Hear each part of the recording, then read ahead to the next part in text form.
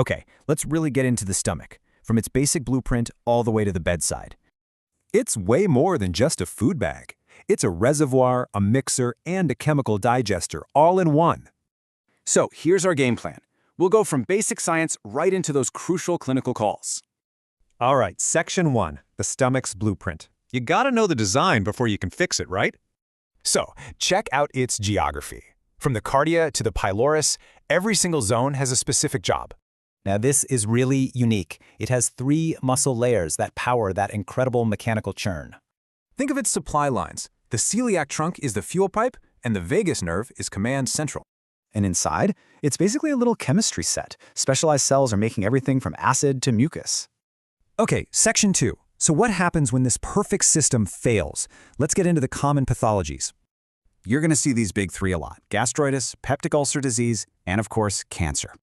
This chart really nails it. See the overlapping causes? But the clinical red flags are totally different. Here's a key clinical pearl for ulcers. It's all about when the pain hits in relation to eating. And it's not just the big 3. We also have to think about motility and hypersecretory disorders.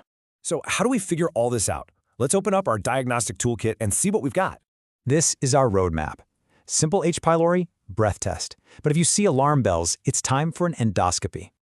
Even basic labs tell a big story. Anemia could point to a bleed. Electrolytes can show us vomiting. All right, Section 4. Once we have a diagnosis, the management algorithms are actually pretty clear. Let's build it out. For gastritis and peptic ulcer disease, it's logical. Treat the root cause and help the stomach heal. But cancer and motility issues, that's a whole other ballgame, needing a much more tailored approach. And finally, a super important part, surveillance and red flags. Knowing when to act is everything. Think of this as your clinical safety net. You have to know a real red flag from routine follow-up. Okay, the high-yield takeaways. If you remember nothing else from this, remember these 5 points. And that leaves us with a critical question. It really forces you to think about which signs are subtle but sinister.